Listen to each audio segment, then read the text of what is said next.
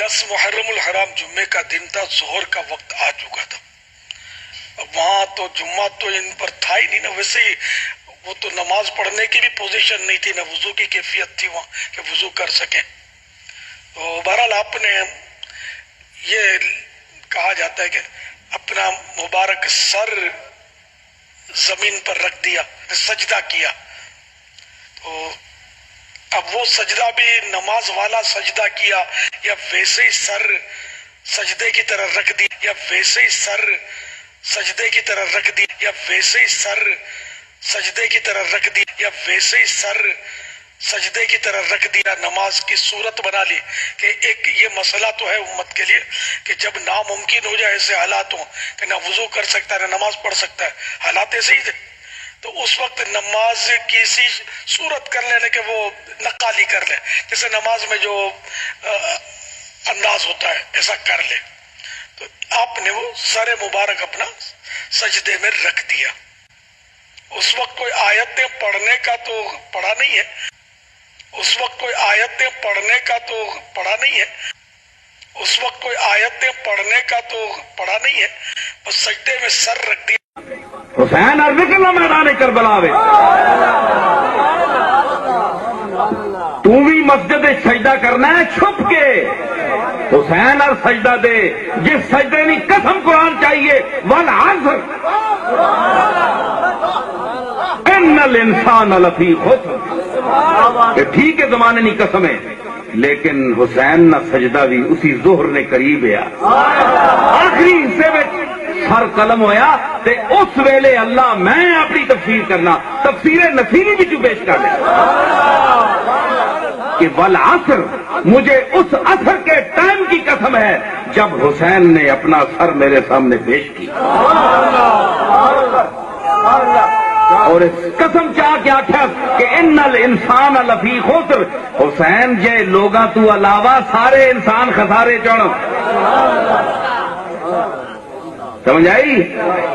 تیرے خنجر بھی سجدائے معبود، یہ کلیجہ میرے حسین کا ہے. واہ واہ واہ واہ واہ واہ واہ واہ واہ. یہ کلیجہ میرے حسین کا ہے، جو ہے رب کا میرے حسین کا ہے. اللہ اکبر. حضور حسین ابن علی کے لیے سجدے کو طول دے رہے ہیں. آج اگر سجدے کو طول دیا ہے تو کل ایک لمبا سجدہ پھر حسین نے بھی اور اس سجدے کی لاج نبھائی. آپ جانتے ہیں جب حضرت امام حسین کا سر انور دست قاتل نے کاٹا تو اس وقت سر کہاں تھا؟ سجدے میں جھکا. اللہ اکبر. سجدے میں سر انور تنے نور سے جدا کیا گیا. اللہ اکبر.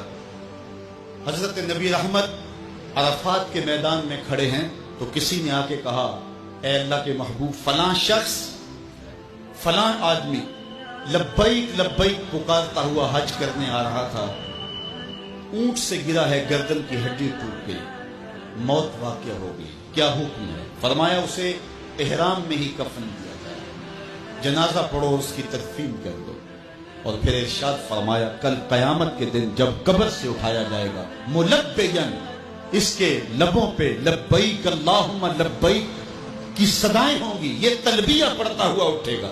کیونکہ جس حالت میں موت آتی ہے اسی حالت کے اندر کو اٹھایا جاتا ہے. تو یہ حضور کا فرمان سامنے رکھنے کے بعد ذرا میرے جملوں کی طرف غور کیجئے.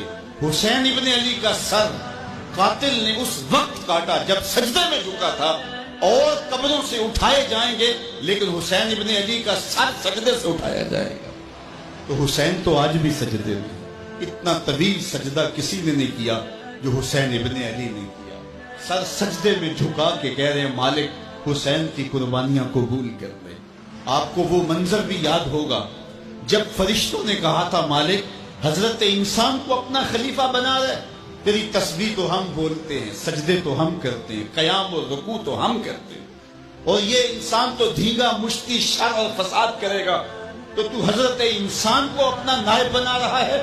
جواب آیا تھا انی اعلم ما لا تعلمون، فرشتوں جو میں جانتا ہوں وہ تم نہیں جانتے، اور تم کہتے ہیں سجدے ہم کریں گے، رکوع ہم کریں گے۔ کربلا کے دن رب نے فرشتوں سے کہا ہوگا ذرا جھانک کر کے حسین کے سجدے کی باقی ادا کو تو دیکھو، اور لاؤ سارے سجدے اور حسین ابن علی کے سجدے کو دیکھو۔ سرخروئی کی وہ انوکھی اور البیلی داستان رقم کر کے دنیا والوں کو بتایا کہ سجدے کے یہ بھی انداز ہوتے ہیں، سجدے کا یہ بھی رنگ ہوتا ہے۔